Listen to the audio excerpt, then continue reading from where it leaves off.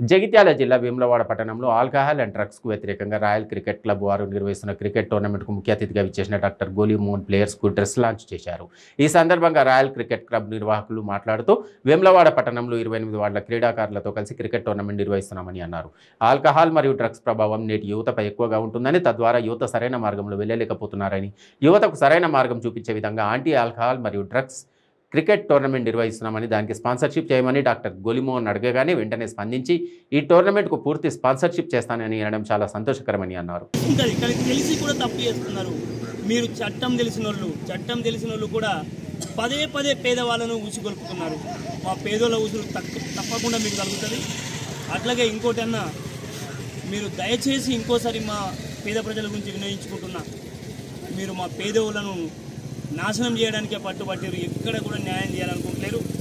గత మళ్ళోసారి వివరిస్తుంది ఏంటంటే 60 రోజులు దీక్ష చేసిండ్రు. ఎండనక వాననక 60-70 రోజులు కొట్ల జంబిగత దగ్గర కూర్చోబెట్టినాం మా బడుగు బలహీన వర్గాలను. ఒక్క గజం భూమన్న ఇప్పగలిగినవా? కానీ 2000 నుంచి 3000 మంది పాల్గొంటే ఒక్కొక్కరి దగ్గర 500 నుంచి 2500 వరకు లాక్కున్నావు. ఆ డబ్బులను ఏం చేసినావు? నువ్వు మా పేద ప్రజలకు వివరణ ఇవ్వు. గుండెల మీద చెప్పు, నువ్వు మా పేద ప్రజలకు ఏం చేస్తున్నావు? అసలు నువ్వు నీ ఉద్దేశం ఏంటిది? అరే ఈ రూపాయి జమ చేసి కూలి 4 జమ చేసి నీకు అప్పయితే భూముల పేరుతో మమ్మల్ని దోపిడీ చేస్తున్నావు నువ్వు. నిజంగా ఈ మా యొక్క భూములను విరమించుకోకుంటే మా భూములకు ఇంకోసారి అడిగితే మీరు నిన్న వచ్చినటువంటి దానికి ఈరోజు సాయంత్రం వరకు ప్రత్యేక ప్రకటనగా కానీ పరోక్షంగా కానీ ఏ విధంగానే సరే మాకు క్షమాపణకు చెప్పకుంటే మీ ప్రధాన కార్యాలయాన్ని తప్పకుండా రేపు 10 గంటల లోపే మా 100,000 మంది ఎకిన్పూర్ నుంచి మీ కార్యాలయాన్ని ముట్టడిస్తాం. ఇంకొకసారి మీకు విన్నవిస్తున్నా, దయచేసి పేదల భూములు లాక్కోవాలని చూడకండి. అసలు లాక్కుంటే ఎవరు ఊరుకుంటారు? చట్టం తెలిసినోని పదే ఎందుకు చెప్తున్నానంటే, చట్టం తెలిసినోనివే తప్పు చేస్తున్నావు. అరే పేద ప్రజలు ఉన్నారు, గజం భూమి వస్తుందంటే ఎవరైనా ఆశపడేస్తాం. వారి యొక్క ఆశలు నువ్వు సొమ్ము చేసుకుంటున్నావు. ఇంకోటి, నేను పట్టణ పేద ప్రజలకు తెలియజేసింది ఏమనగా, పట్టణ పేదలారా మేము కూడా పేదవాళ్ళమే. కానీ మీరు ఒక్కపరి ఆత్మవిమర్శ చేసుకోండి. మీకు ఎవరైతే ధర్నాలకు పిలుస్తున్నారో 60-70 రోజుల నుండి ధర్నా చేస్తే మీకు ఒక్క గజం భూమి మీకు ఇప్పించగలిగిందా? ఎండనక వాననక ప్రతిరోజు ఉన్నారు, సద్దులు పెట్టుకొని ఉన్నారు, పనులు పెట్టుకొని. మనం ఒకరోజు పనిపోతేనే రేపు అండుకునే రోజుల నుండి మీరు 60-70 రోజులు ధర్నా చేసిండ్రు. ఒక్క గజం ఈ చిన్న విశ్వనాథం అనే వ్యక్తి ఒక్క గజం మీకు ఇప్పించిండా? ఇప్పియలేడు, ఇప్పాడు. ఆయన అదనం కూడా తెలిసి, ఆయన చట్టం తెలిసిన వాడు, ప్రముఖ న్యాయవాది అని తెలిసింది. చట్టంలో ఎలా ఉన్నాయి తెలియ, ఒక యంత్రాంగం ఉంటుంది, అధికార యంత్రాంగాన్ని కలవాలి.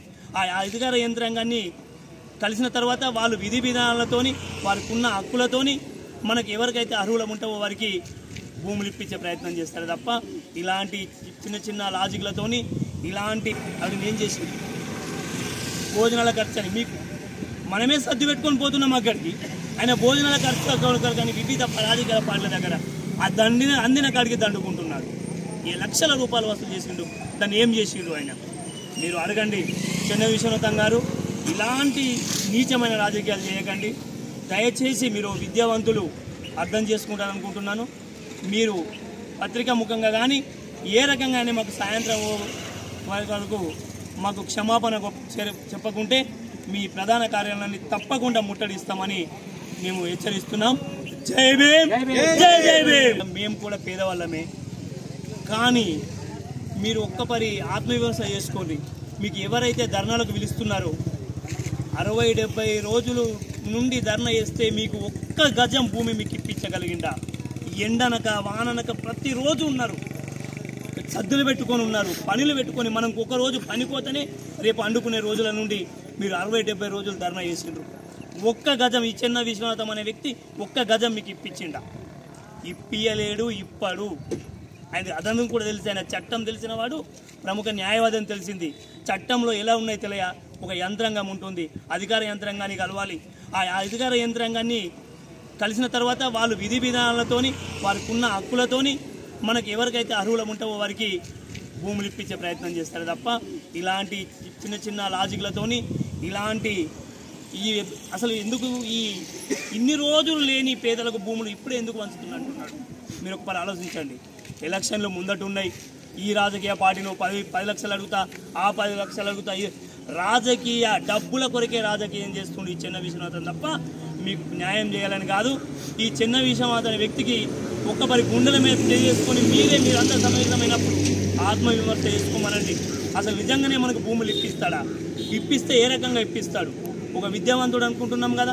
మీరు ఒకపరి అడగండి, అన్న మనకి ఇన్ని రోజులు అవుతుంది, మనకు అసలు ఒక్క గుంట భూమి కాదు కదా, గజం కూడా వస్తలేదు, మరి ఏం చేద్దామని అడగండి. మీరు అది ఎంతవరకు వాస్తవమో చూడండి. 500 నుంచి 2500 మీ దగ్గర తీసుకున్నాడు. ఆ పైసలు ఏం చేసిండు? ఎక్కడ ఖర్చు పెట్టిండు? ఇక్కడ ఖర్చు పెట్టలేడు. వాళ్ళ జేబులు నింపుకోవడమే తప్ప ఎలాంటిది లేదు. మీరు మరొకసారి ఆలోచించారు ప్రజలారా. చెన్న విశ్వనాథం కేవలం రాజకీయ డ్రామా ఆడుతున్నాడు. మీకు భూములు ఇప్పియలేడు. అది అతనికి కూడా తెలిసే. కానీ మన పేదలకు వయో ఆశాజీవులు మనం ఎవరైనా పెడతా అంటే తింటా అంటాం.